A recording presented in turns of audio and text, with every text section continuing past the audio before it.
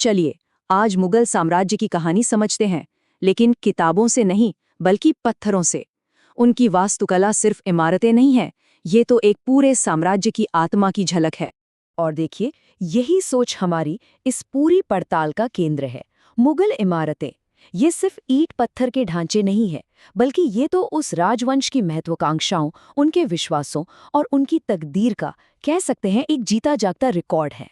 तो सवाल ये उठता है कि आखिर एक साम्राज्य अपनी कहानी कहता कैसे है।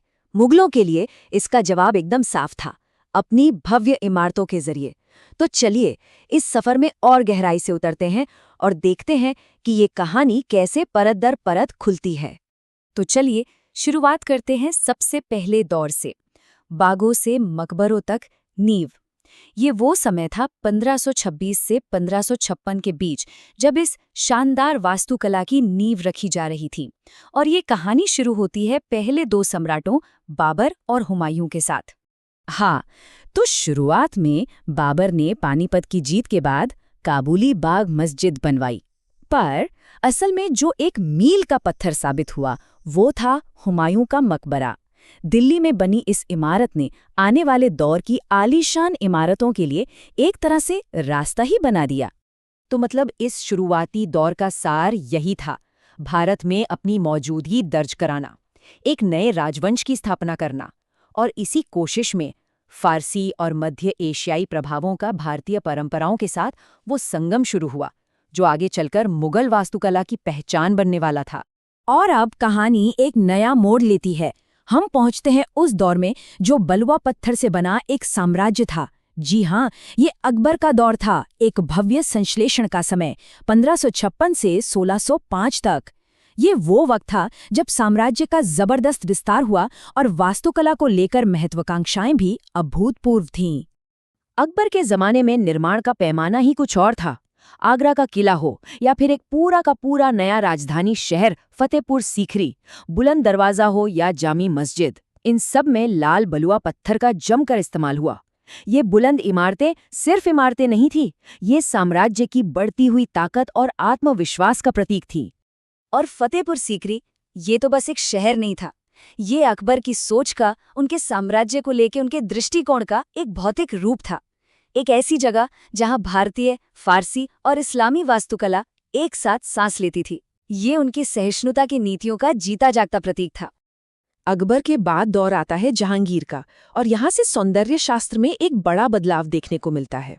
अब कहानी शक्ति से कविता की ओर मुड़ती है। वो जो अकबर की मजबूत बलुआ पत्थर वाली शैली थी ना, उससे हटकर अब एक ज्यादा नाजुक और कलात्मक दौर शुरू होता है। ये जो बदलाव था, ये एकदम से नहीं आया, ये धीरे धीरे हुआ।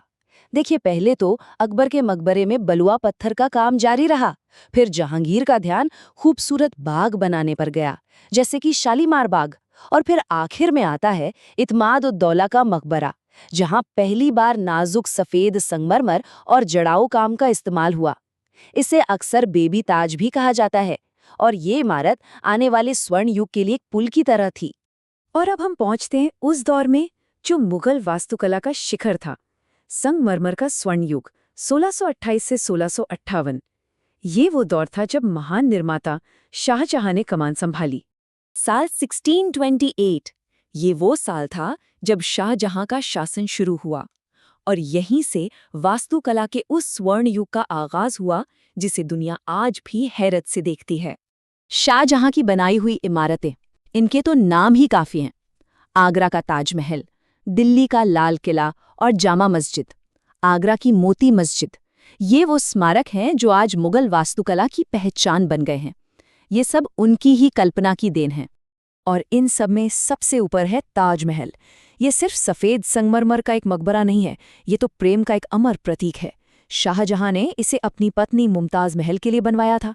इसकी बनावट, इसकी परफेक्ट समरूपता और इसकी सुंदरता ये मुगल कला की उपलब्धि के चरम को दिखाती है। तो शाहजहां के दौर को अगर समझना हो तो बस कुछ बातें याद रखिए। समरूपता पर जोर, हर छोटी से छोटी बारीकी पर ध्यान और चमकदार सफ़ेद संगमरमर का भरपूर इस्तेमाल। ये एक तरह का जुनून था। लाल बलुआ पत्थर का दौर अब पूरी तरह से पीछे छूट चुका था। और हर शिखर के बाद ढलान भी आती है। अब हम इस कहानी के आखिरी बड़े पड़ाव पर पहुंचते हैं, एक युग का अंत, सादा अंत। ये अंतिम महान मुगल औरंगजेब का दौर था और इस समय भव्य वास्तुकला के संरक्षण में एक साफ गिरावट देखने को मिलती है। इस बदलाव को समझने के लिए दो मस्जिदों की कहानी सबसे सही है। एक तरफ है शाहजहां की मोती मस्जिद, एकदम सफेद संगमरमर से बनी, भव्यता और कला का एक नगीना। और दूसरी तरफ है औरंगजेब की बादशाही मस्जिद, आकार में बहुत विशाल, लेकिन इसमें शाहजहां के दौर की वो जटिल रत्न जैसी बारीकियां नहीं दिखती। औरंगजेब की बड़ी परियोजनाओं में लाहौर की बादशाही मस्जिद और औरंगाबाद का बीबी का मकबरा शामिल है। बीबी का मकबरा, जो उनकी पत्नी के लिए था, साफ तौर पर ताजमहल की एक प्रतिकृति है, लेकिन आकार और शानो शौकत में उससे कहीं कम। तो फिर ऐसा हुआ क्यों? इस गिरावट का कारण क्या था? दरअसल औरंगजेब की प्राथमिकताएं बिल्कुल अलग थीं। उनका सारा ध्यान सैन्य अभियानों और धार्मिक रूढ़िवाद पर था। नतीजा ये हुआ कि साम्राज्य के संसाधन और शाही तवज्जो दोनों ही इन बड़ी बड़ी निर्माण परियोजनाओं से हट गए। तो संक्षेप में ये थी मुगल वास्तुकला की पूरी यात्रा। हमने बाबर और हुमायूं की रखी नींव से शुरुआत की, फिर अकबर के लाल बलुआ पत्थर की भव्यता को देखा, जहांगीर के दौर के कलात्मक बदलाव को समझा, शाहजहां के संगमरमर के शिखर को छुआ और आखिर में औरंगजेब के साथ इस शानदार युग के सादे अंत पर आके रुके। तो मुगलों की ये इमारतें सिर्फ पत्थर नहीं हैं, ये एक पूरी कहानी कहती हैं, एक साम्राज्य के उदय, उसके शिखर और उसके पतन की। और ये हमें एक सवाल के साथ छोड़ जाती हैं। सैकड़ों साल बाद हमारे आज के स्मारक हमारे समय की कौन सी कहानी बयां करेंगे?